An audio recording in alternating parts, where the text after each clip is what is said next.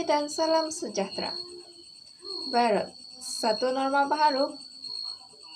Sejak wujudnya media sosial, viral atau tular itu telah menjadi salah satu perkataan dalam kosakata kita. Apakah itu tular atau viral dalam bahasa digital kita? Secara definisinya, viral berasal daripada perkataan virus yang menggambarkan agen berjangkit kecil yang boleh menjangkiti semua jenis organisme. Di media sosial, satu posting boleh tersebar seperti virus jika orang menjadi dijangkiti apabila melihatnya. Jadi, perkataan paling dekat dengan viral adalah wabak. Sesuatu wabak itu biasanya datang dari emosi yang menimbulkan perasaan yang merangsang penonton untuk terus berkongsi meneruskan proses viral. Apabila orang memikirkan istilah viral, mereka sering memikirkan video-video viral. Sebenarnya, apa-apa sahaja boleh menjadi viral di internet. Sama ada foto, artikel, hujah, peristiwa, ataupun lain-lain lagi. Ia mempunyai kuasa untuk menjadi viral jika ia dapat memberikan impak yang emosional kepada pengguna ramai dalam masa yang singkat. Pada bulan Mac yang lalu, tular di media sosial bahwa terdapat seorang guru tadika telah didapati sukar untuk mengawal emosinya sehingga tergamak untuk mencampak seorang anak muridnya di hadapan pelajar yang lain. Perbuatan guru terbabit telah direkam oleh seorang guru praktikal di sekolah berkenaan. Dipersilakan panel kita yang pertama, yaitu Saudara Mark Kevin Frederick, untuk menerangkan konteks modern mengenai viral di media sosial. Istilah modern berkaitan rapat dengan cara pemikiran yang logik dan rasional. Dalam melakukan suatu kajian, seseorang itu perlulah percaya dengan pengalaman dan pembelajaran masa lalu untuk mendapatkan pandangan dunia yang lebih koheren. Dalam era pemodernan ini, kini masyarakat tidak tertinggal dalam melibatkan diri dalam rangkaian dunia digital. Penggunaan media sosial seperti WhatsApp, Facebook, Instagram, dan Twitter telah memudahkan mereka untuk mengakses ke media sosial tersebut untuk mencari bahan untuk diviralkan. Tidak seperti masa lalu, orang hanya dapat mengumumkan suatu perkara yang menarik bagi mereka ketika bersemuka. Kini dengan kemajuan teknologi tinggi, mereka hanya perlu mendapatkan jaringan internet yang mudah didapati, sama ada melanggan melalui telepon bimbit, di rumah, di pejabat, ataupun mendapatkan akses internet percuma di tempat awam untuk mengakses ke media sosial masing-masing pada bila-bila masa sahaja dan mana-mana sahaja. Konteks pasca modern mengenai topik kita pada hari ini akan diterangkan oleh Saudari Irene Lau.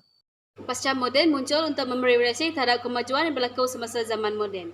Era pasca moden lebih menekankan media daripada isi, emosi daripada rasional, dan fiksyen daripada fakta. Dalam konsep pasca moden, media sosial dan budaya sangat berkait rapat antara satu sama lain. Masyarakat pasca moden lebih advance berbanding masyarakat moden, terutamanya dalam penggunaan media sosial. Dalam era pasca moden, kita dapat melihat perubahan budaya masyarakat dalam menggunakan media sosial. Budaya berkongsi isu yang positif seperti dahulu semakin berkurang.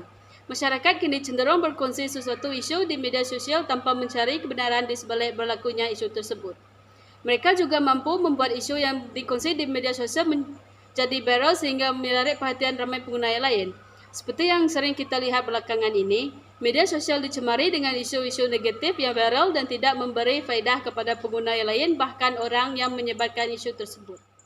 Semestinya, setiap apa yang kita lakukan mempunyai kesan bukan sahaja kepada diri kita sendiri, tetapi juga kepada orang lain. Oleh hal yang demikian, kita akan teruskan agenda kita pada hari ini dengan memberi ruang kepada Saudara Muhammad Farid Azmar untuk menerangkan kesan positif viral media sosial.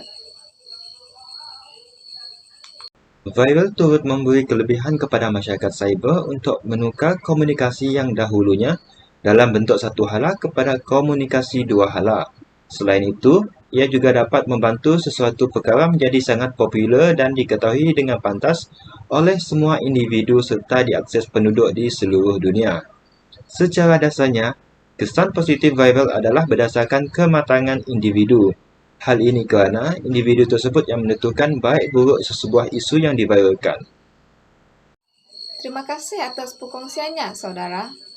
Di mana ada bunga, di situ ada kubang. Di mana ada kebaikan, di situ ada keburukan. Dunia ini tidak rata dan ianya berbentuk bujur, seperti sebiji telur ayam. Tanpa membuang masa kita lagi, mari kita sama-sama dengarkan kesan negatif viral media sosial daripada saudara Calvin Carlson. Viral juga mempunyai kesan negatif. Antaranya, perkara yang telah viral tersebut tidak diketahui perkaitannya dengan mana-mana organisasi. Hal ini kerana perkara yang tular di media sosial seperti TikTok, Facebook, Twitter dan Instagram tidak diketahui sama ada mempunyai perkaitan dengan mana-mana organisasi ataupun tidak. Relativisme pasca moden ialah pandangan bahawa makna dan nilai kepercayaan dan tingkah laku manusia tidak mempunyai rujukan yang mutlak. Relativis mendakwa bahawa manusia memahami dan menilai kepercayaan dan tingkah laku hanya dari segi, misalnya, konteks sejarah dan budaya mereka. Ahli falsafah mengenal pasti pelbagai jenis relativisme bergantung kepada apa yang diduga dan apa yang bergantung kepada sesuatu, yaitu relativisme moral, linguistik, dan metodologi.